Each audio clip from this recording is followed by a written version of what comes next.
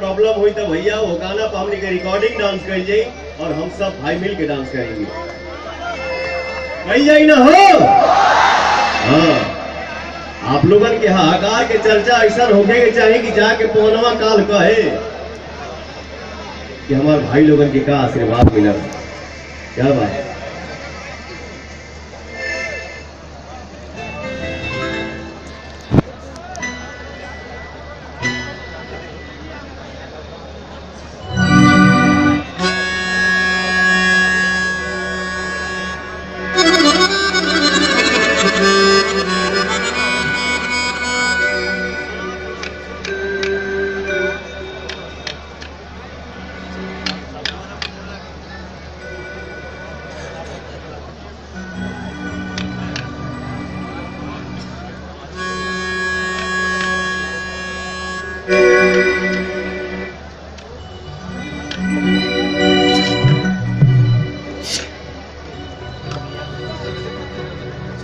Hello, थोड़ा base ज्यादा है बाबू, थोड़ा टोन बढ़ाइए।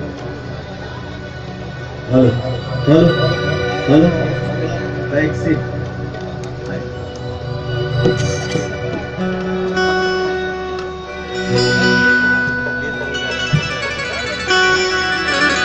और माइक बाकी ना देखिए।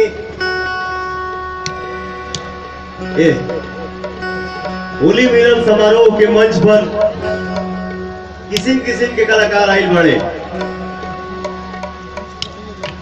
भोजपुरी के हास्य कलाकार, सुपरस्टार हमारे बड़े भाई हेलो आनंद मोहन पांडे जी। बाबा के नाम पे वो जोरदार ताली होगी चाहिए। वाह, हमारे भोजपुरी के सरताज, अरे आज इनके छत्र छाया में हमारे भोजपुरी दुनिया वर ये गंगा, ये सौभाग्य है हमारा, ऐसे लोग हमारे बीच हैं जिससे कि हम कलाकार गौरवान्वित महसूस करते हैं अपने को विश्व में। एक जोरदार ताली हो जाए। पता ना भैया, आप लोग हमारे इंटरव्यू में देखा तो कब जा या कोई पेपर में स्टेटमेंट हमारे जो आवेला, हम बहुत कम पढ़ा लिखा कलाकार है, अनपढ़ है। बस इतना समझ में आवेला कि हम इतना जानीला कि मंच पे आके हम आज इतना बोल रहा बानी, कोई पवन सिंह नहीं। मैं जो कुछ भी हूँ सिर्फ और सिर्फ आप लोगों का आशीर्वाद हो। मेरे लिए भगवान है आप लोग। देखिए बाबा हमार बूढ़ के बोली बोले ले, एगो हमारा जरे नमूना रहेला। हम एक गाना के शुरुआत करीला, आप लोग गाना ही सुन ले उभर जा कि भगवान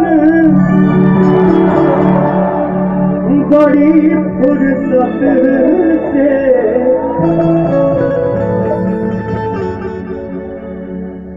बड़ी फुर्सत से तोहरा के बनौले बाड़े। तो हमारे भाई सोचत है कि भैया कोनो हीरोइने के बुलाई।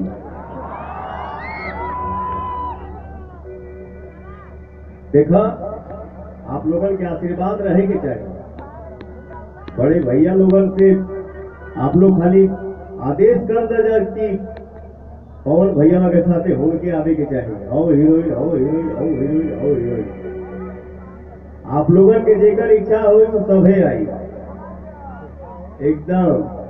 बस आप लोगों के आशीर्वाद रहे के चाहिए। भगवान बड़ी फुर्सत से तोहरा के बनौले बड़े एकरा के। देखिए हम बोलावत नहीं उनकी, उनका सुंदरता देख के एगो जोरदार ताली होके के चाहिए। आजा बाबू, आजा आजा मेरा राजा बेटा।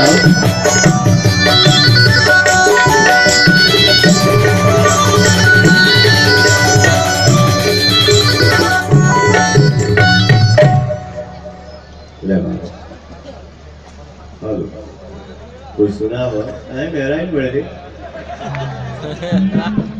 हाँ भैया, हेलो,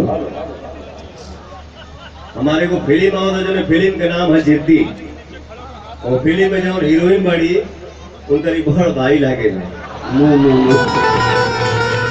फिल्म में हीरोइन के बाबूजी बनी है आनंद मानी गोड़ लगन तो हीरोइन के भाई है। अरे खुश रहा बेटा खुश रहो।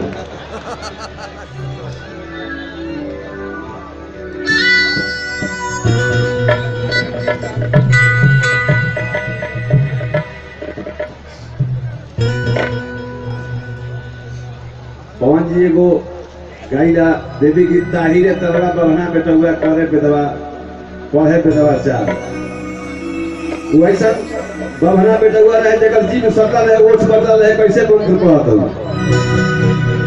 ई ओण ओणम नाम नाम नाम पुनः नाम हंतम हिलयार मिन्ने हम हमामी सहितं नमामि मंगलम भगवान मंगलम भला मंगलम कुणी आस्था मंगलम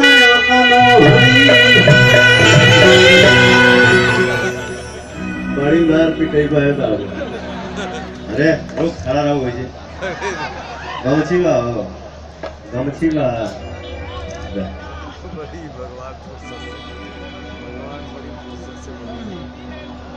तो 4.5 मीटर का साड़ी भी ज्यादा गमछी से बड़ा है।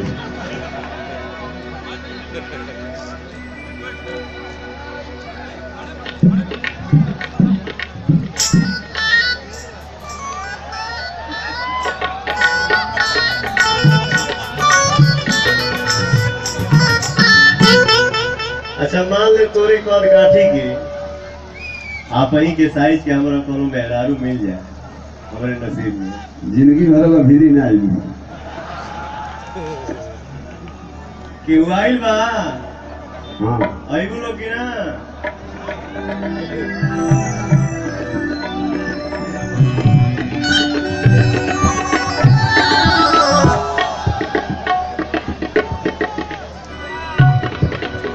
प्रैक्टिस बड़ा ज्यादा हो जा रहा है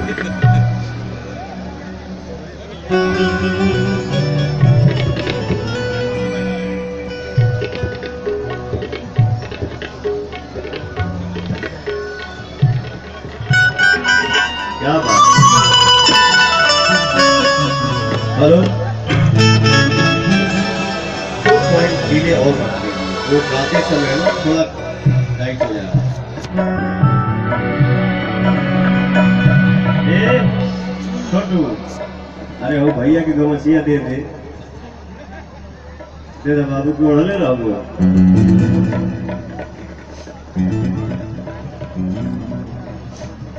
अभी और फुटे स्टाइल लोग